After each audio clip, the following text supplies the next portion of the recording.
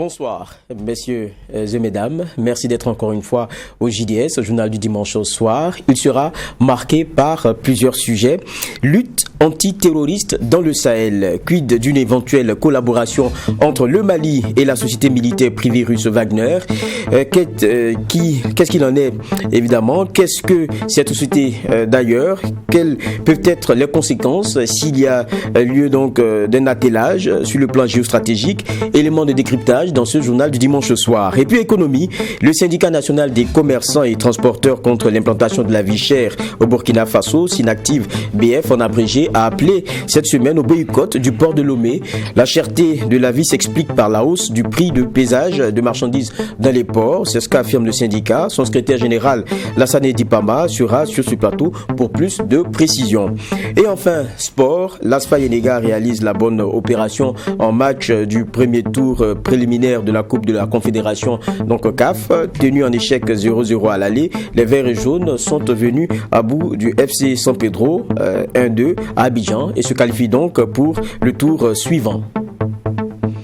C'est le déroulé pour ce qui est de ce JDS, journal dimanche au soir. La première rubrique, c'est celle sécurité.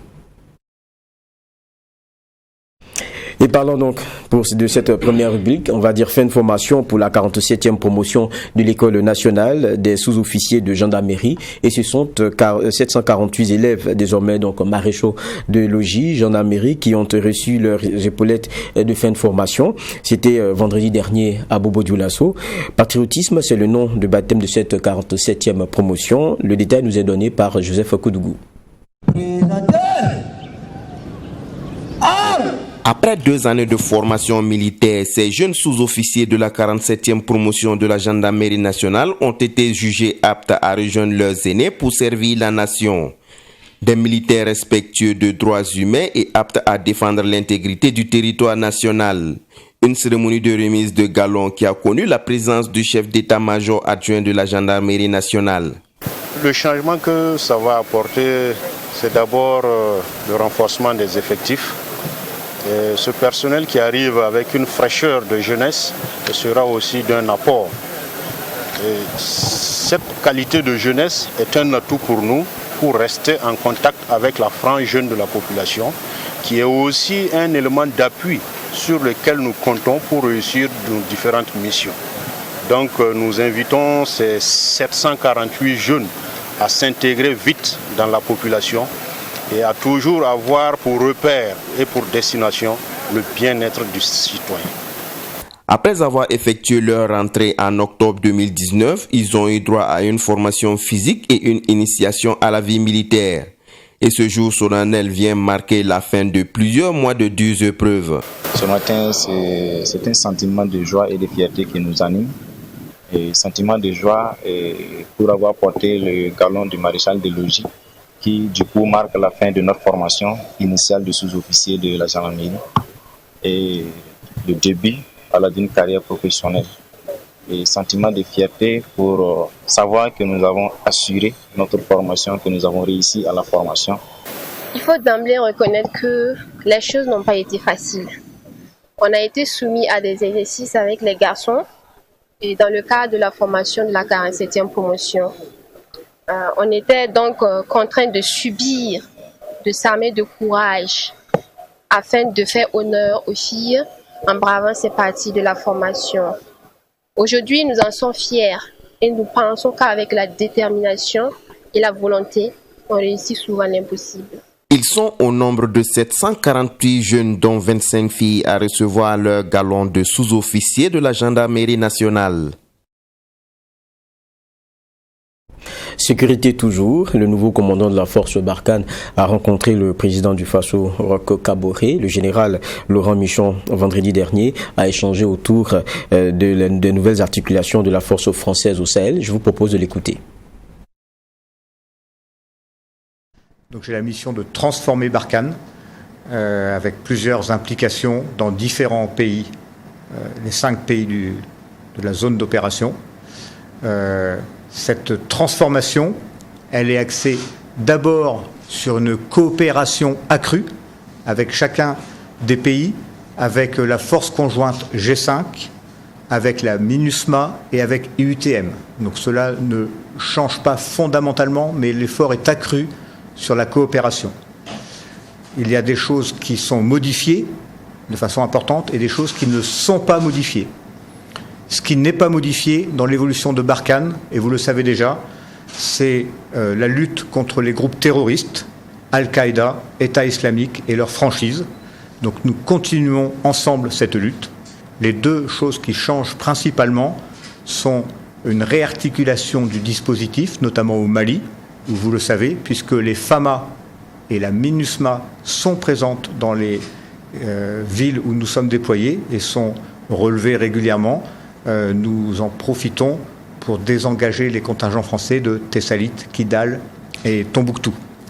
Et l'autre chose qui change, nous l'avons évoqué très rapidement, je ne peux que vous renvoyer aux propos de mes autorités politiques qui ont affirmé assez clairement, je crois, que la présence de mercenaires, il faut appeler les choses par leur nom, est incompatible avec l'engagement actuel de la France au Mali, aussi bien d'ailleurs dans sa composante militaire que sur d'autres volets, peut-être, mais là je laisserai l'ambassadeur compléter. En tous les cas, si cela s'avérait être une option retenue, ça changerait effectivement l'engagement de Barkhane au Mali. Le général Laurent Méchon qu'on vient d'écouter, qui introduit assez bien le sujet que nous annoncions en titre. Tout est parti, il faut le rappeler, de révélation de l'agence Reuters. Et selon elle, un contrat serait sur le point d'être signé entre la milice proche de Vladimir Poutine, comme certains l'appellent. On l'a même entendu tout à l'heure de la bouche donc du général, et la junte malienne pour le déploiement de plusieurs centaines de personnes russes chargées de former les soldats maliens et d'assurer la protection de certains hauts dirigeants. La réaction française ne se fera pas attendre. On a vu donc Jean-Yves Le Drian qui, lors de discussions sur ce déploiement paramilitaire russe, a dit que cela constitue aujourd'hui une ligne rouge. Wagner, dit-il, c'est une milice. On l'a entendu aussi tout à l'heure.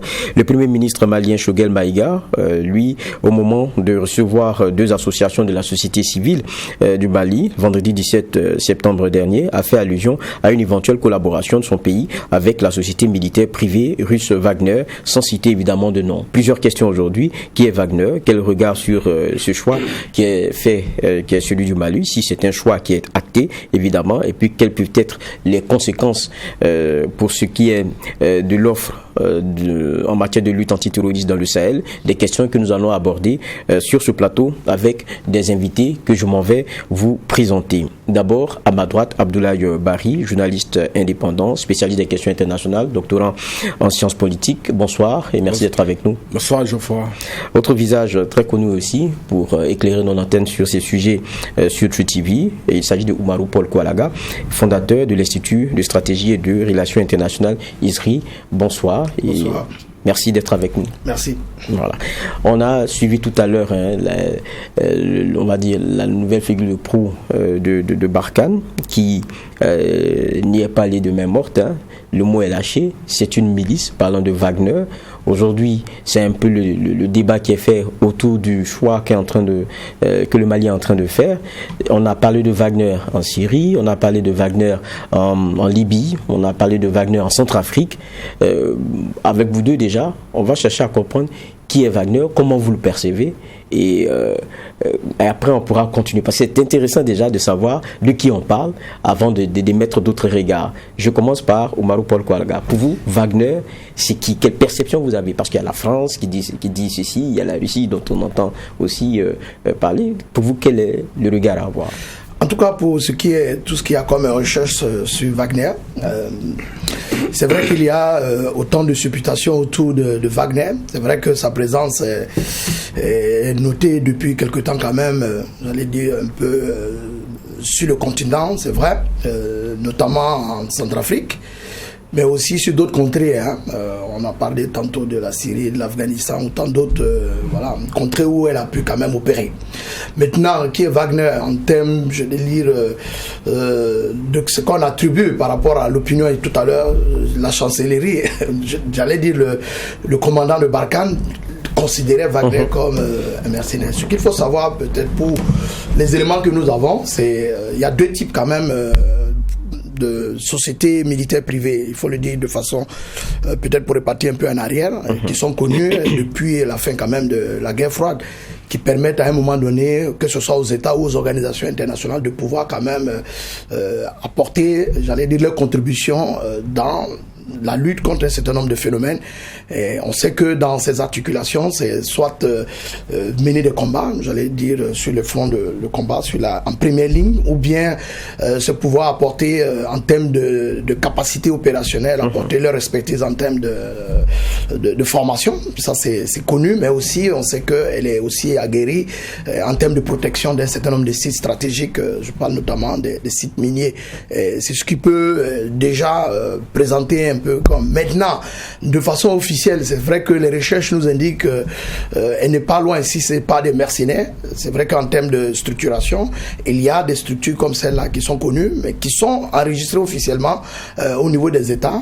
Dans les informations qui nous reviennent, il s'agirait d'une structure qui opérerait, c'est vrai, pas forcément au nom de l'État, j'allais dire soviétique, de l'Union soviétique, j'allais dire, pas de façon officielle, mais aurait, j'allais dire, des connexions avec les dirigeants. Ça, c'est ce qui est dit. Donc, sur une base légale, jusqu'à ce que le contraire ne puisse être prouvé, elle n'est pas affiliée de façon juridique et de façon officielle, j'allais dire. Donc, à partir de ce moment-là, on pourrait peut-être supputer longtemps là-dessus et considérer à tort ou à raison comme des mercenaires. Donc, pour recadrer deux structures, il y a des structures officielles connues qui traitent avec les États et les organisations internationales, et il y a des structures avec des composantes considérées comme des mercenaires qui interviennent en freelance. Et Wagner serait pas certainement loin de cette deuxième configuration. Voilà pourquoi il y a certainement beaucoup de supportation autour de Wagner. Barry, pour vous c'est la même chose, milice ou bien société militaire privée au sens plein du terme? Bon, je pense qu'il faut avoir le courage d'éviter un langage diplomatique.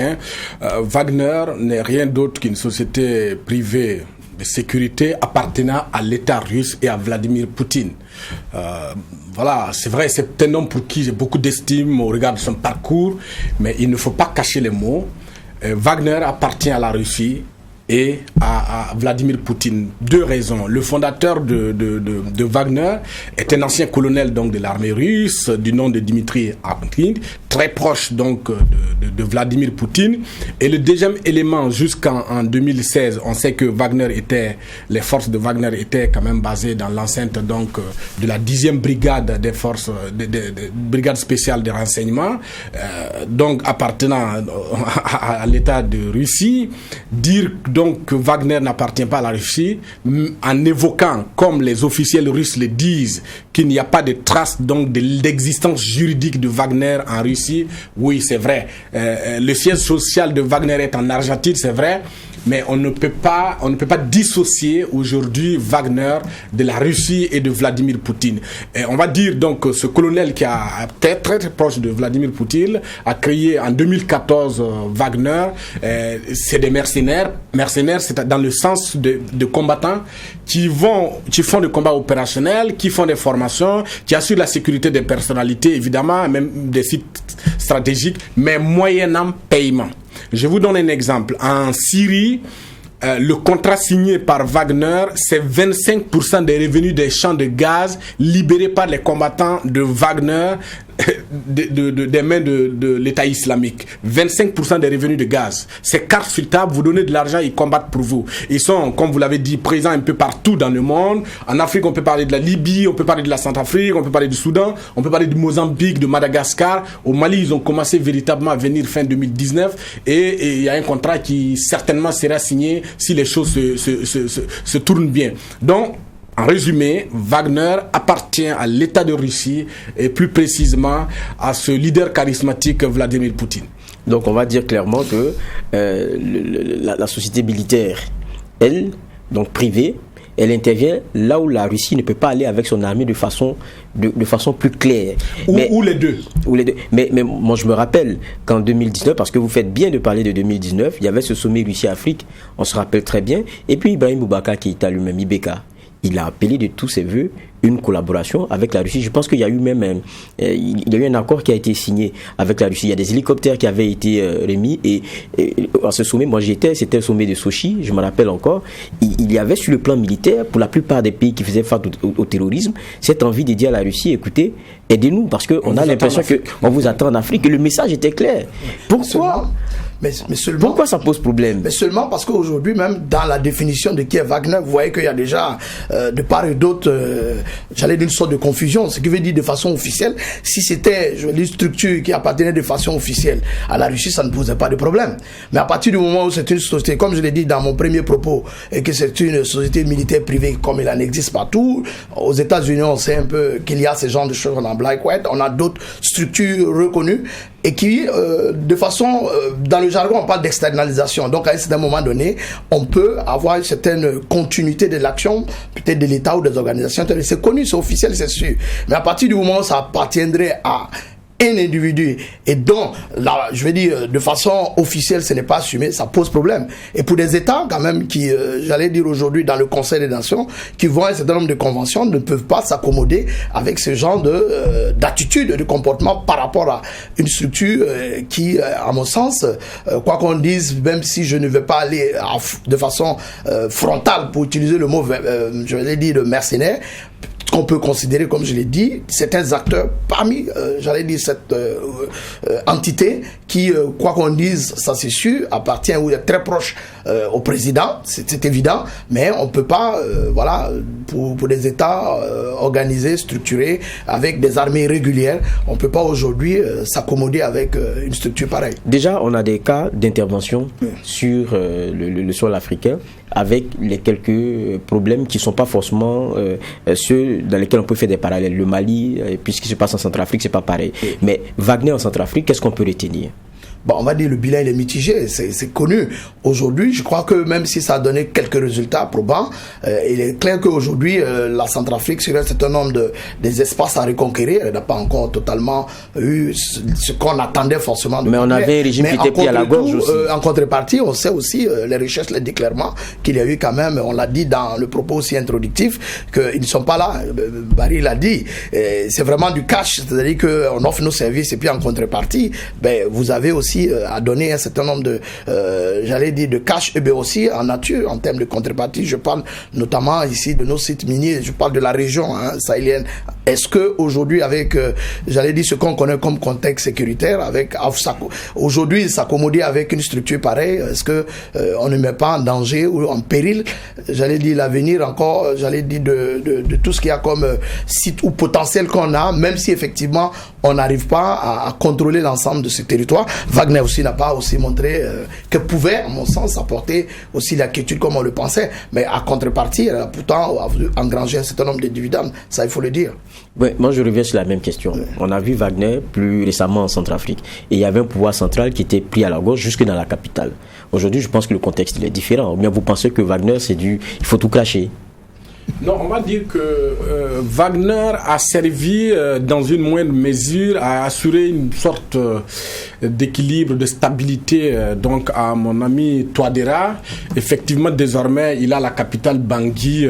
Les élections ont eu lieu grâce à Wagner parce que les autres forces qui étaient sur place, beaucoup sont partis évidemment, n'arrivaient pas donc à satisfaire les besoins de la Centrafrique en termes de sécurité, où des dizaines de groupes rebelles, des groupes armés régnaient en maître absolu et exploitaient donc les immenses richesses du pays. Mais je ne pense pas que l'intervention de Wagner a pu permettre donc de rétablir l'autorité de l'État centrafricain sur l'ensemble du territoire, parce qu'aujourd'hui encore il y a des dizaines et des dizaines de groupes armés qui occupent une bonne partie du territoire. Bien évidemment, on peut dire que le fauteuil de Touadéra est sauvé grâce à l'arrivée donc de ces forces, de ces mercenaires-là. Mais il y a aussi qu'il faut prendre en compte le coût le coût que l'Afrique ou les pays partenaires payent donc à Wagner. C'est un coût extrêmement cher. Je vous ai parlé de la Syrie tout de suite, où 25% donc des revenus des champs de gaz libérés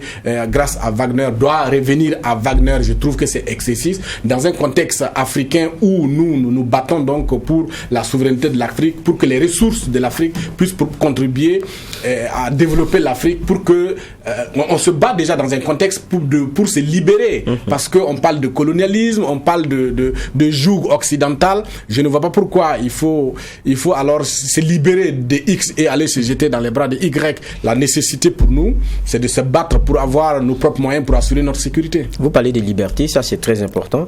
On écoutait aussi les propos de Choguel Maïga, le premier ministre malien, qui ne cachait pas, même s'il n'a pas nommé clairement Wagner, il n'a pas caché aujourd'hui l'envie du Mali de décider pour lui-même avec qui est-ce qu'on va, sans qu'il y ait quelqu'un qui dise si vous le faites, nous on s'en va, mais si vous le faites, c'est fini avec nous. Et ça, c'est un élément aussi qui pèse dans la balance.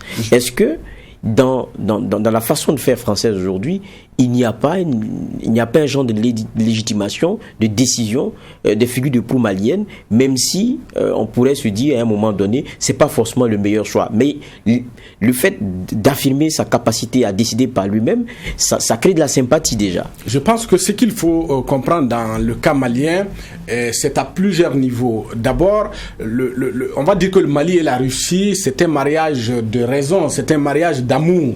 On se rappelle donc Modibo Keïta, le premier président, le père de l'indépendance, était donc orienté vers la Russie. Moussa Traoré est venu en 68, donc tout ce qui est équipement de l'armée malienne venait donc de la Russie, et beaucoup de cadres maliens ont été formés à l'époque grâce à des bourses donc russes, notamment l'actuel premier ministre qui a suivi donc lui-même sa formation en ex-URSS, on va dire, notamment à Kishinev, à Saint-Féropol, donc en ex-URSS. Donc, et vous avez aujourd'hui les autorités de la transition, plusieurs officiers maliens qui sont des produits donc de la Russie. On peut dire d'une manière générale qu'on a une opinion malienne, voire même africaine de l'Ouest, assez favorable à la Russie, contrairement à la France, où on peut dire qu'aujourd'hui la France paye peut-être son passé colonial et son passif post-colonial. Parce qu'aujourd'hui, vous ne pouvez pas faire passer l'idée que la France est une solution pour les Africains. Les gens préfèrent mourir donc avec le diable aujourd'hui. Je vais caricaturer, mais c'est ça la vérité,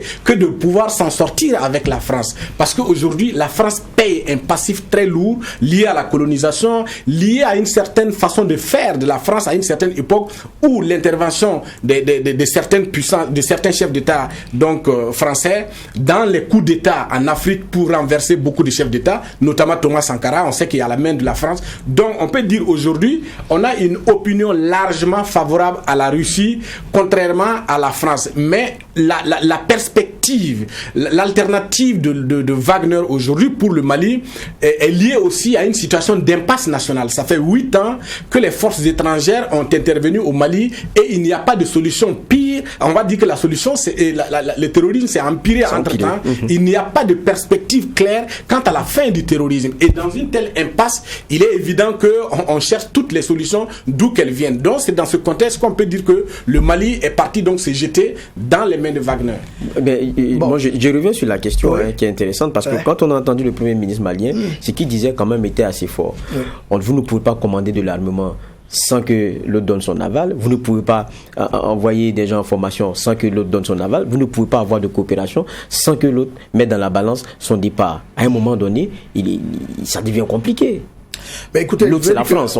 Oui, d'abord, mais un État, c'est d'abord, parce qu'on le dit très souvent, un État, c'est sa souveraineté. Sa souveraineté, elle est, quoi qu'on dise, elle est relative, parce que tant que vous n'avez pas un certain nombre de leviers, dont la question de la sécurité, si vous ne pouvez pas, vous, contrôler votre sécurité, votre intégrité territoriale de façon entière, pouvoir vous déployer en un temps record quand vous avez affaire à des situations comme à des menaces terroristes ou toutes sortes de menaces, il est clair que quelque part, vous n'avez votre salut que dans la coopération internationale, notamment avec vos alliés. Parmi vos alliés, vous avez ceux qui sont les plus proches de vous. C'est vrai qu'il y a, de façon légitime, un certain nombre de récriminations, évidemment, contre la France, on attend beaucoup d'elle, mais bien avant, moi je pense que c'est d'abord et avant tout aux États d'abord, c'est vrai, malgré les ressources limitées, de pouvoir assurer en interne les sécurités. On ne peut pas, j'allais dire, déshabiller Pierre et habiller Paul, comme on le dit d'habitude, en estimant que peut-être que notre sécurité va appartenir ou notre sécurité doit être assurée par un allié, quels que soient les ressentis qu'on a. D'autant plus que le contexte actuel du Mali commande qu'on ait, par exemple, des dirigeants de la transition qui sont des militaires. Moi, je trouve ça là un peu incohérent. Je me dis, s'ils sont allés, ça a été dit, à l'école de guerre, comme j'allais dire, un certain nombre de théâtres d'entraînement avec un certain nombre de partenaires, il ne devrait pas avoir normalement cet état de complexe qui va amener aujourd'hui ces dirigeants de la transition, qui sont, il faut le dire, une transition hautement militarisée, aller, j'allais dire, se confier à une structure. Si c'était encore, je l'ai dit au risque de me répéter, si c'était de façon officielle à la Russie, on peut comprendre, mais on a affaire à une structure privée. Moi, je pense, dans le fond, qu'il y a peut-être une sorte, je ne le crois pas un seul instant, peut-être que les jours à venir vont nous démontrer le contraire. Je pense que c'est beaucoup plus pour mettre la pression sur la France par rapport à l'annonce de son retrait. Je pense que ça peut être de bonne guerre, ça permettra justement de mettre en compétition, ou j'allais dire de revoir un certain nombre de positions. Je pense beaucoup plus à ça, c'est plutôt un message qui est envoyé que de plutôt aller vers, parce qu'ils sont bien conscients que s'accommoder ou aller vers des sociétés, j'allais dire militaires privées, aussi a des conséquences qui sont peut-être souvent incalculables à la fin. Dernière question sur ce chapitre, parce qu'on est en train de parler, c'est vrai, du Mali, mais on a tous des vases communicants, et puis on parle de la sécurité du Sahel, donc forcément, nous regardons ça avec un œil très intéressé. Et du côté du Mali, il y avait, je m'en tiens toujours au propos du Premier ministre, parce que c'est lui qui nous permet de savoir qu'il se pourrait qu'il y ait vraiment ce pacte-là qui soit lié. Il dit, avec le départ annoncé de certains, il y a un vide qu'il faut occuper, et le Mali ne peut pas s'étendre, je parle de ses forces, sur tout le territoire, et il y a une réalité qui est là face à laquelle il faut aller. La dernière question que moi j'ai, c'est si d'aventure il y avait cet attelage-là qui est scellé, quelles peuvent être les conséquences pour notre sous-région? C'est un choix malien, c'est vrai, mais le chef de file de ce qu'on a comme offre en matière de lutte contre le terrorisme dans notre sous-région, ne nous leurrons pas, ce n'est pas le Burkina, ce n'est pas le Mali, ce n'est pas le Tchad, c'est la France. Donc quand la France dit, dès qu'il entre, moi je sors, quelles peuvent être les conséquences aujourd'hui? Bah oui, on peut dire que les conséquences, on n'a peut-être pas le temps de les évaluer dans leur ensemble, mais je dis déjà, c'est clair que si aujourd'hui la situation arrivait, moi personnellement, je ne crois pas trop, mais bon, on verra bien, on ne sait jamais. Si ça devait arriver, il va falloir faire très attention, parce que, comme vous l'avez dit, ce que la France représentait, quoi qu'on dise, malgré les récriminations, malgré tout ce qui est dit sur sa présence, c'est vrai que la France, il n'y a pas que la France, il y a l'ensemble de la communauté internationale. Il n'y a pas que la France déjà qui menace, il y a l'Allemagne, il y a l'ensemble des États. Donc il faut le voir dans une perspective un peu plus large. Et cela pourrait être davantage. C'est vrai qu'aujourd'hui, entre la volonté de vouloir en découdre, c'est vrai, de vouloir régler un certain nombre de ressentis, et les réalités sur le terrain commandent qu'on fasse très attention. Et si jamais ça arrivait, ben, je peux parier que les choses risquent, à mon sens, sans être un oiseau de mauvais augure, de se compliquer pour la région sahélienne. Je pense qu'il est important de décrire l'état actuel du Mali, qui, on peut dire, ça peut faire mal, mais ce n'est pas un pays normal, parce que c'est un pays qui est sous tutelle, donc onisienne, on va le dire. Et depuis l'intervention de Serval au Mali, on a vu le rôle donc des forces françaises sur Kidal, blocus sur Kidal pour empêcher les forces maliennes donc d'intervenir. Ensuite, MINUSMA en tant que force d'intervention entre l'armée malienne et donc les groupes armés.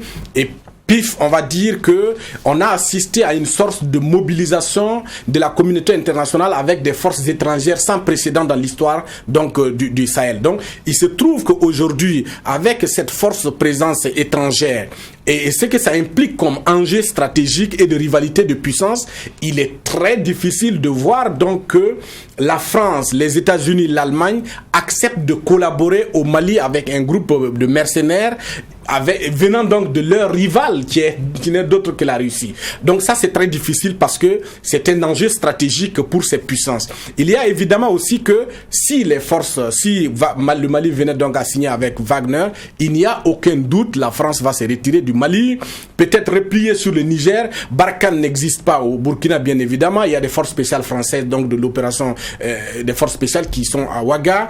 Peut-être replier sur le Niger. Mais il est important de savoir que la situation actuelle du Mali, et à ce que je disais la dernière fois, le complexe régional de sécurité, qui fait qu'aujourd'hui, les pays ont un destin véritablement lié, qui fait qu'un problème au Mali a forcément des impacts dans tous les autres pays de la région, parce qu'aujourd'hui, on sent que l'épicentre donc de la violence terroriste est déplacé du Mali vers les autres pays, mais là aussi, on ne peut pas rejeter la responsabilité au Mali comme beaucoup veulent le faire, parce qu'il y a eu crise au Mali, parce que des Occidentaux se sont unis, se sont donné la main pour déstabiliser la Libye. La rébellion Touareg qui a attaqué le Mali a été entraînée, armée et financée par des puissances occidentales. Donc aujourd'hui, l'impasse que vit le Mali, si on doit situer les responsabilités, il y a une part de responsabilité des acteurs internationaux, mais aujourd'hui, malheureusement, avec les investissements qu'ils ont faits, il sera très difficile pour ces acteurs-là de voir, en tout cas, la Russie s'installer, la Russie qui est aujourd'hui leur plus grande, leur plus grande rivale, on va dire. Donc, on peut dire qu'en termes de perspective, la région du Sahel, les perspectives s'annoncent très noir si vraiment Wagner venait à s'installer, parce que les forces françaises partiront, peut-être ce sera la fin aussi de la MINUSMA, et malheureusement l'armée malienne n'a pas atteint sa capacité opérationnelle pour assurer la sécurité du territoire. Merci bien Abdoulaye Bari. Dans tous les cas, ce qu'on devrait retenir aussi, c'est que la première offre devrait être domestique, et c'était à nous de travailler là-dessus, et c'est pour ça qu'on fait ce débat aujourd'hui. Merci bien Abdoulaye Bari d'être passé sur le plateau. Je rappelle que vous êtes journaliste indépendant, doctorant en sciences politiques. En tout cas, merci d'être passé. Merci aussi à Oumarou Paul Koualaga. Vous êtes fondateur de l'Institut de stratégie et de relations internationales ISRI. En tout cas, merci d'avoir apporté votre éclairage. Merci. On va poursuivre ce JDS avec une autre rubrique, c'est l'économie.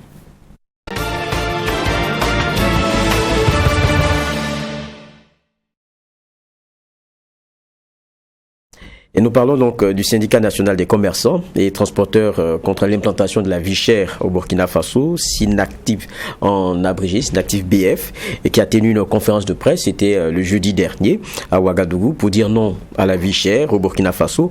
Et à en croire le syndicat, le mode de paysage des camions est un facteur de la vie chère. Les membres de cette organisation syndicale se disent aussi persuadés qu'il y a donc un manque de volonté de la part du gouvernement à lutter justement contre le phénomène. On suit ce reportage avant un échange justement avec le secrétaire général du syndicat. Donc, reportage. Ce sont des transporteurs et commerçants qui dénoncent la hausse des prix des produits de grande consommation au Burkina Faso. Pour eux, cette situation de cherté de la vie est due aux difficultés que rencontrent les transporteurs sur le terrain. Ils sont contre l'application des amendes de bascule qui sont une sanction en cas de surcharge et accusent le mauvais système de paysage instauré par Africa Paysage. Un camion de 7 essieux est autorisé au port à charger 70 tonnes avec le camion. Et que tu arrives au niveau du Burkina, à la frontière de Dakola, on te dit qu'on t'autorise 45 tonnes. Il y a 25 tonnes de différence que tu vas payer 60 000 francs à 25. Le conférencier estime que le ministre en charge des Transports est à la base des difficultés. Face au nouveau format de conteneurs, les transporteurs ont dû modifier la taille de leurs camions pour s'y adapter, chose que le gouvernement refuse d'homologuer. À la surprise générale, le ministre du Transport, après avoir eu l'entière confiance des transporteurs burkinabés, c'est personnellement, je dis c'est bien personnellement, déporté à Lomé et à Accra pour se plaindre auprès de ces pays du fait qu'ils autorisent les camions burkinabés de plus de 4 essieux à charge de marchandises. Ces transporteurs invitent le gouvernement à accepter la modification des camions pour s'adapter à la nouvelle réalité et la levée des amendes de bascule. Pour mieux se faire entendre, les acteurs mettent en place le syndicat national des commerçants et transporteurs contre l'implantation de la vie chère au Burkina Faso. Retour sur ce plateau pour la partie entretien de cette frange économie du JDS, journal du dimanche au soir. Et je reçois David Nana pour cette frange avec moi. Bonsoir David et merci. Bonsoir Geoffroy. Merci d'être là. Voilà. Et on reçoit Lassana Dipama, secrétaire général du syndicat national des commerçants et transporteurs contre l'implantation de la vie chère au Burkina Faso. Bonsoir. Bonsoir monsieur Voyard. C'est un plaisir aussi de vous recevoir. Merci. On vous voyait tout à l'heure en image avec ces propos. Vous n'y allez pas du dos de la cuillère. Vous dites, le responsable de ce qu'on est en train de vivre aujourd'hui, parlant de la hausse générale des prix, c'est donc le gouvernement. Il pouvait faire quelque chose qu'il refuse de faire, bien au contraire, il aggrave la situation. On l'a compris un peu à demi-mot, mais vous parlez de peser, vous parlez de certaines normes communautaires. Je pense que c'est votre quotidien. Qu'est-ce qui ne va pas? Merci, M. Voyard. Et nous, au niveau de la syndicat national des commerçants et transporteurs du Burkina, nous demandons l'assouplement du secteur du transport. D'accord. Et nous demandons le passage à essieu. Ce qui fait dans les autres pays membres de l'UEMOA. Et c'est ce que dit même le règlement 14 UEMOA 2005 CM bar. Le règlement 14 dit le pesage se fait par pesage à essieu. Mais nous avons vu avec Africa Pesage qui fait le pesage à tandem. Et le pesage à tandem n'arrange pas nous les transporteurs. Vous savez, ici, on est au JDS, journal du dimanche soir. Ceux qui nous regardent, ce pas des transporteurs forcément. Mais moi-même qui vous pose la question, je suis journaliste. Et c'est intéressant que vous alliez avec beaucoup plus de détails. C'est quoi pesage à l'essieu? C'est quoi le pesage en tandem? Là, on va comprendre. Ok. Le pesage à essieu, c'est les essieux des camions. D'accord. Qu'on pèse un à un. D'accord. Je prends un exemple. Un camion qui quitte le Togo ou le Ghana ou le Mali, qui est autorisé à charger au Togo ou à Lomé à 70 tonnes et qui peuvent circuler sur le territoire togolais ou le territoire ghanéen à 70 tonnes sans payer d'amende.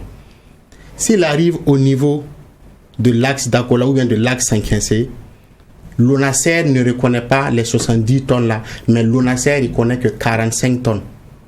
Et vous êtes obligé de payer une amende de 60 000 francs la tonne.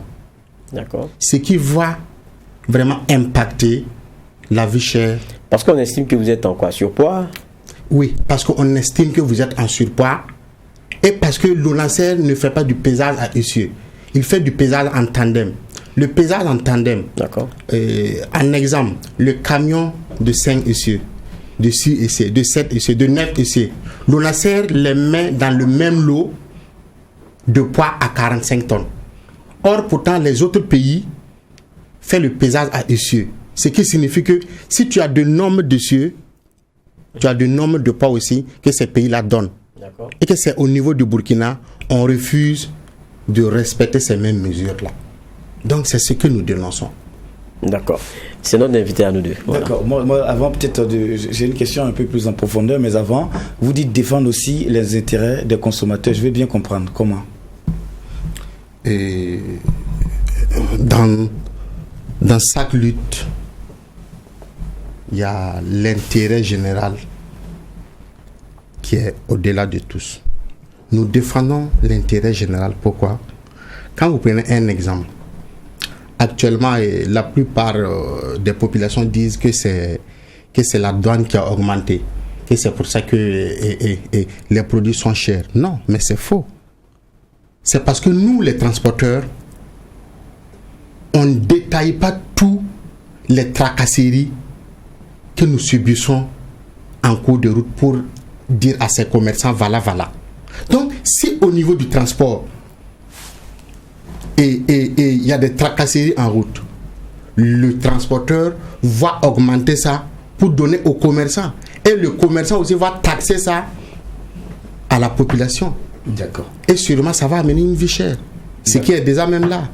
Je pose la question parce qu'on se souvient aussi, et je crois que c'était en juin, début juin, là vous étiez en mouvement, vous avez lancé un ras-le-bol contre une société qui s'installait pour le paysage, vous avez décrié comme vous êtes en train de le faire. Malheureusement, il y a eu le chapitre Solane, la question n'est pas allée loin, et vous revenez. Est-ce que ce n'est pas une nouvelle façon de réorienter votre lutte toujours contre cette structure-là? Et nous ne sommes pas contre la frime Africa Péjar, qui est une frime étrangère. Nous ne sommes pas contre. Mais nous sommes contre le mode de paysage. Et après notre lutte, notre mouvement, notre conférence du 1er juin, on avait constaté que Africa Paysage avait commencé à faire le paysage à essieu comme dans les autres pays. Et nous-mêmes, nous avons salué ça. On a même écrit la FUTURB, qui est la fêtière unique des transporteurs. On a même écrit le ministre du Transport pour féliciter, parce que Africa Paysage est en train de faire un travail que nous avons demandé. Et quand on les a félicités, on n'a même pas fait une semaine, Africa Paysage est revenu au mode de paysage à tandem que ce qu'il faisait. Et on a essayé de savoir pourquoi vous passez de paysage à essieu, qui est d'ailleurs même l'air mode et opérateur. Africa Paysage nous a fait savoir que c'est l'ONASER, parce que l'Africa Paysage est sous le guide de l'ONASER, et c'est l'ONASER qui les a rectifiés de faire le paysage à tandem. Et c'est ce que nous dénonçons. Ce que je voulais comprendre, parce que nous sommes aussi très observateurs, on a remarqué que vous avez commencé à changer vos modèles de camions. C'est-à-dire qu'on a des comment vous appelez ça, des camions avec des styles plus allongés. C'est à cause de cela? Et il y a ça aussi, mais c'est pour vous dire que dans toutes choses là, dans le transport, il y a le règlement 14 du MOA 2005. Et le règlement 14, chaque pays essaye d'adapter à son niveau pour ne pas que sa population subisse la cherté de la vie. Et que quand je prends un exemple, le Togo a fait de toutes sortes pour que sa population n'aille pas, ne pèse pas l'air marchandise au pas de peser, parce que c'est le seul corridor Togo-Burkina qui a le poids à peser. D'accord. Alors que le Togo fait frontière au Bénin, le Togo fait frontière au Ghana, mais il n'y a pas de point bascule. Ce qui signifie que c'est le seul corridor entre Togo-Burkina qui a le poids bascule. Je ne sais pas si vous comprenez. Mais c'est donc pour cela que dans votre point de presse, vous dites qu'il faut boycotter la provenance Togo. Pourquoi? Et on a donné ce mot d'ordre-là parce que c'est le Togo même qui a interdit. Quand vous regardez le 18 août, le Togo a interdit tous les camions allant de 6 essieux à ne plus rentrer sur le territoire togolais. Et c'est pour ça que nous avons dit, nous allons alerter nos commerçants pour qu'ils ne fassent plus transiter les conteneurs au niveau du Togo. Parce que si nos camions ne peuvent plus rentrer au Togo et que les commerçants transitent vers le port de Togo, il n'y aura pas de camions pour les charger. Donc, le Togo nous a fait payer des amendes de 500 à 600 000 francs. Seulement sur le seul corridor du Togo-Burkina. Le Togo a fait retourner des camions. Écoutez bien, le Togo a fait retourner des camions. On avait des marchandises au port qu'on devait charger. Quand le Togo a interdit ces camions de rentrer sur son territoire, on a ramené ces mêmes camions, passer par Ghana, aller rentrer à la frontière d'Aflao pour venir au port. Et que sur ces axes-là, il n'y a pas d'interdiction. C'est le seul corridor qui a l'interdiction. Mais juste allez-y. Alors, moi, je vais peut-être chercher à comprendre. D'abord, j'analyse un tout petit peu.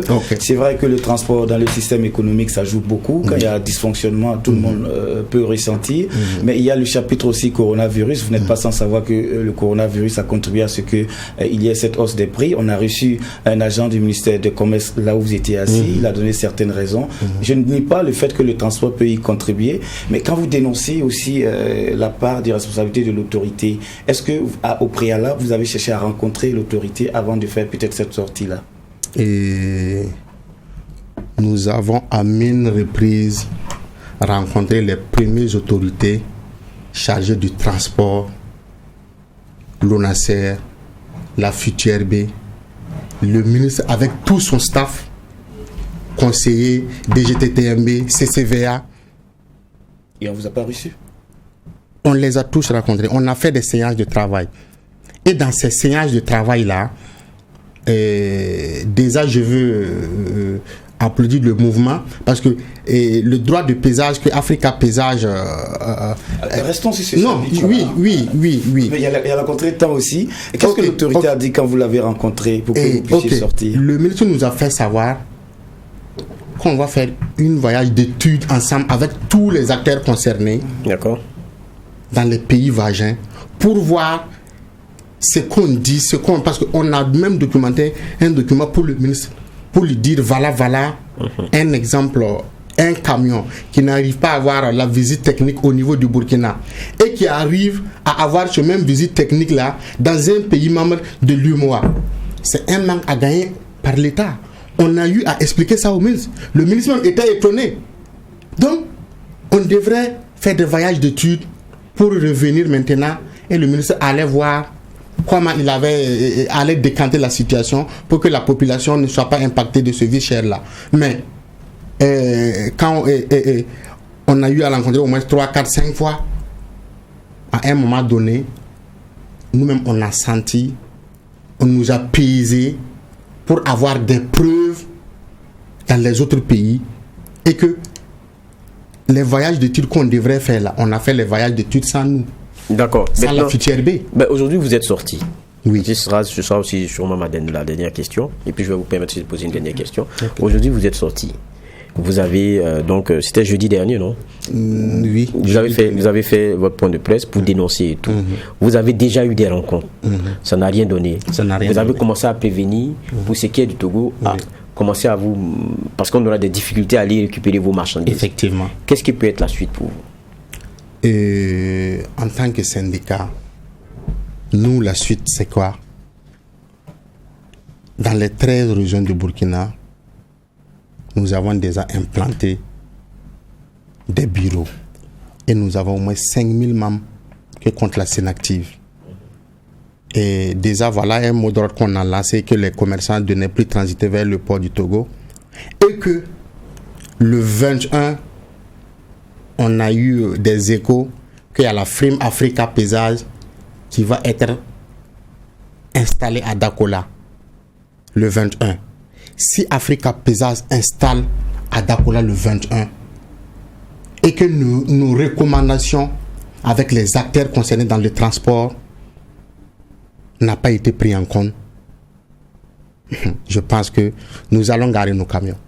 Parce que le plus souvent... Ça sera la dernière question. Parce qu'on est j'ai fait une petite analyse. Voilà. Vous dites vouloir défendre les consommateurs, alors qu'on sait très bien que quand vous, chaîne de transporteurs, vous rentrez en grève, le plus souvent, celui qui paye le plus lourd tribut, c'est le consommateur. Je reviens aussi aux différentes raisons que vous avez avancées. Il n'y a rien de nouveau en ce qui concerne les tracasseries routières. La seule variable nouvelle, c'est cette société qui s'installe pour le pesage. Est-ce qu'aujourd'hui, si cette société s'accommode, comme vous le dites, essaye d'être en accord avec la Chambre du commerce dans la façon de peser, vous arrêtez tout?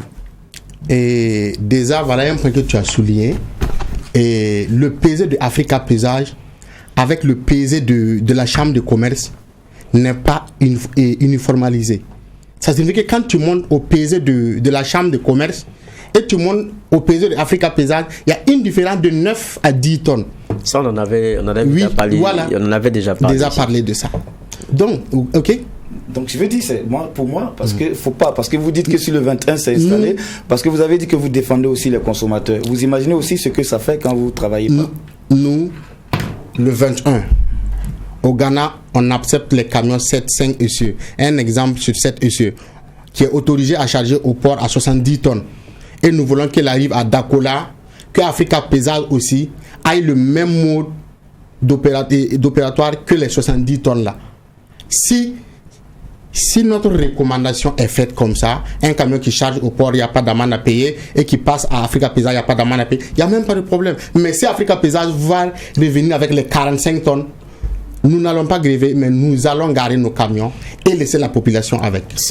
On aura compris ce que la Sané Dipama donc voulait. On a donc compris un peu le différent que vous avez et puis quels sont vos souhaits. Et on espère qu'un juste milieu sera trouvé et que le ministère de tutelle qui nous écoute aussi prendra langue avec vous et qu'on pourrait avancer là-dessus et éviter surtout que les camions s'agarent. Et puis aussi des voies de redevabilité parce que quand ils fument le calumet de la paix, ils ne reviennent plus pour rendre compte. On espère que si toutefois vous arrivez à rencontrer l'autorité, vous reviendrez pour nous dire qu'est-ce qui s'est dit aussi. Inch'Allah. Merci bien. On était donc avec la Sané Dipama. Je rappelle que vous êtes le secrétaire général du syndicat national des commerçants et transporteurs contre l'implantation de la vie chère au Burkina Faso. Merci d'être passé. Et merci aussi David Nada. On va terminer avec la dernière des rubriques de ce JDS, c'est celle sport.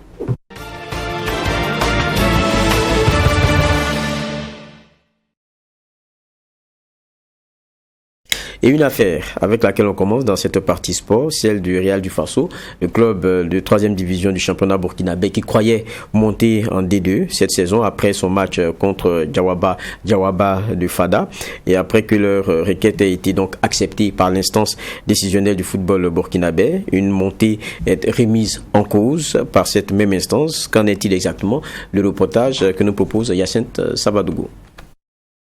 Tout s'est réparti du match qui a opposé Jawaba de Fadam Gourma au Real du Faso le 26 juin dernier.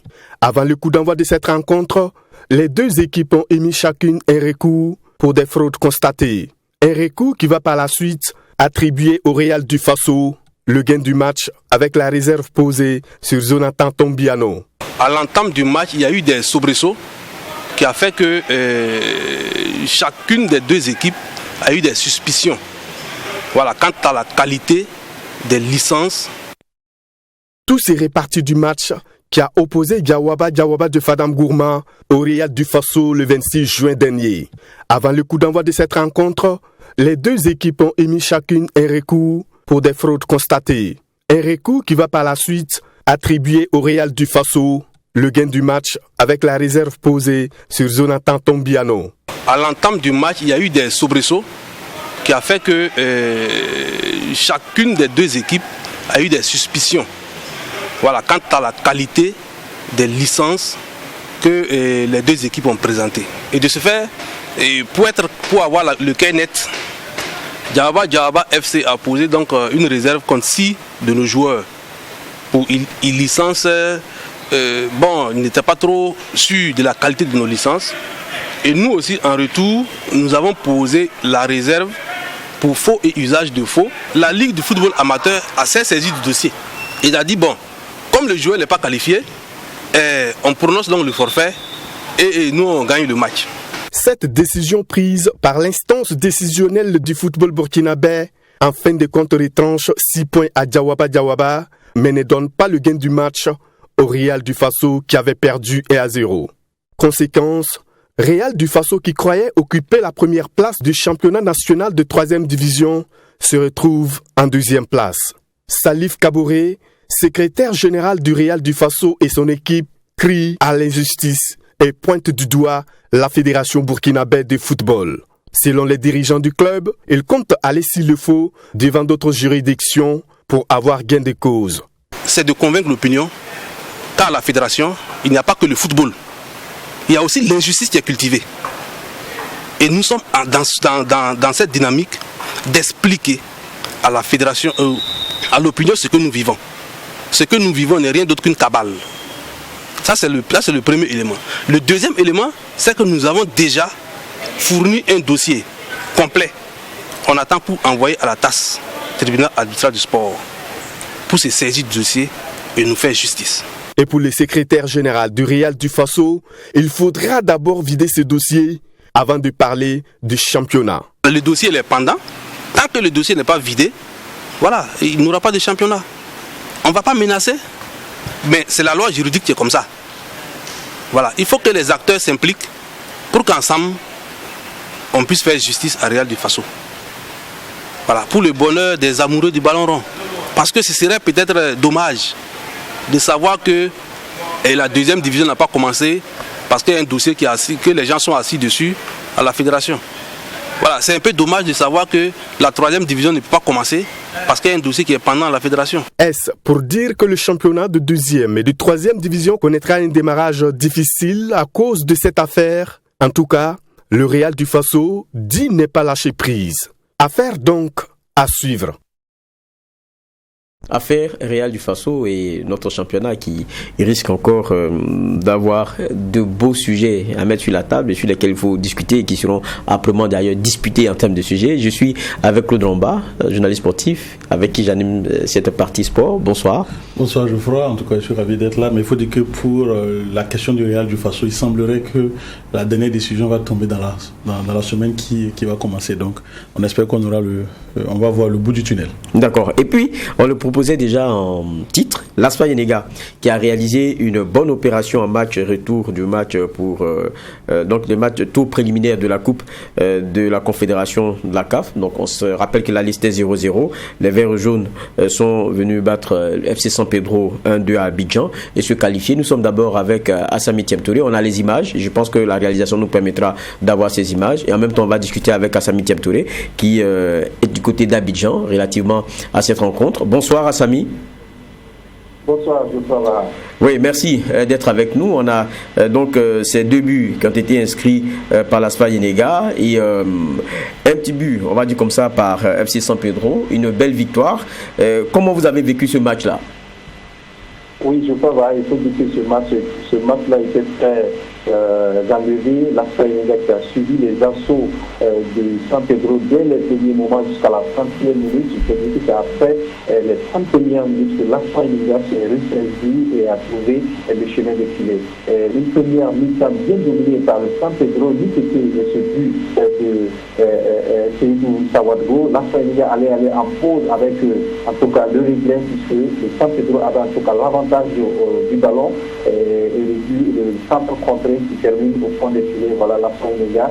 Il fait une belle première période et à seconde mi-temps, ils se sont tenus à froid avec l'égalisation. Mais là, l'ASFA était toujours qualifiée, mais ne se contente pas du tout. L'ASFA a mis le pied sur le ballon et est arrivé à gagner le deuxième but à quelques minutes de la fin, soit à la 86e minute, pour se dire que cette rencontre, l'ASFA l'a bien mérité. Pratiquement, en tout cas, l'ASFA était en place, bien concentrée et les erreurs ont été corrigées. 2 occasions face de but et 2 buts pour l'ASFA Yenega et c'est une qualification pour le prochain tour. Je le disais, à la liste 0-0, on se disait est-ce qu'il allait avoir cet esprit combatif. On a senti donc des petits qui sont allés chercher cette victoire. Exactement, Geoffroy, puisque même avant le match, la dernière séance d'entraînement, on a échangé avec les joueurs et ces joueurs-là disaient que Dalkeva, ils font gagner ici au stade Robert Champoux. On sentait en tout cas cette rage de vaincre du côté des joueurs, même du côté du staff, puisque au match aller, rappelez-vous qu'il y a eu au moins 7 occasions de but pour l'ASFA Yenega. Malheureusement, ils n'étaient pas à droite devant les buts. Et là, pour eux, il faut corriger tout cela et revenir très en forme pour aborder cette rencontre qui était vraiment décisive. Et l'avantage aussi était du côté de l'ASFA Yenega, puisque avec un match nul, quel qu'en soit le sport ou le match 1-1, 2-2, 3-3, en tout cas l'ASFA était qualifié. Donc il fallait tout mettre le premier but au stade Robert Champoux et l'ASFA l'a su faire. On a senti en tout cas des joueurs qui en voulaient beaucoup, des joueurs qui étaient vraiment très très agressifs à l'image de Ousmane Diané qui pour moi en tout cas a été l'homme de cette rencontre. Et ils ont joué farouchement pour arracher cette victoire. Donc il faut les applaudir. Il faut dire qu'à l'entrée du terrain, ils ont payé beaucoup de sanctions puisque les joueurs n'avaient pas accès beaucoup au stade. Les problèmes de tête Covid sont présentés alors que les joueurs de San Pedro sont rentrés et sans présenter. Donc il y avait en tout cas ce problème-là à l'entrée. Et puis moraliser l'ASFA Yenega, mais malheureusement, c'est pas reconnaître l'ASFA. Ok, et on a eu donc cette victoire de l'ASFA. Merci bien à Assami Tiemtouré qui donc nous appelait depuis Abidjan et qui nous faisait le point de cette victoire. On peut dire qu'une bonne nouvelle ne vient jamais seule, puisque également on peut savoir faut savoir qu'aujourd'hui également, non c'était hier, Iron Bibi qui était déjà l'homme le plus fort du monde, a franchi encore le pas puisqu'il a battu le record du monde de lever de bûches qu'on appelle log lift. Il a soulevé donc le bûche de 229 kg. L'ancien record était donc détenu par un Lituanien depuis 2005 qui avait donc soulevé 228 kg. Bravo donc à Iron Bibi. Il faut rappeler également que le ministère des Sports et des Loisirs, dans un communiqué, appelle tous les Burkinabés à aller accueillir le héros de l'Écosse, Iron Bibi, qui rentre demain du côté donc de l'aéroport de Ouagadougou à partir de 17h, je pense, si ma mémoire est bonne. Voilà le Titanier qui a résonné du côté de l'Écosse. Bravo donc à Iron Bibi. Voilà, et de belles images avec ce drapeau qu'il tient bien haut. C'est cela. Très bien haut. Merci bien Claude Roba. On va dire que cette bonne nouvelle aussi marque le point final de ce JDS. Merci d'être passé. Merci à vous. Voilà, et on dit au revoir aussi à ceux qui nous ont regardés. Et on se dit donc à dimanche prochain. Et d'ici là, portons-nous bien.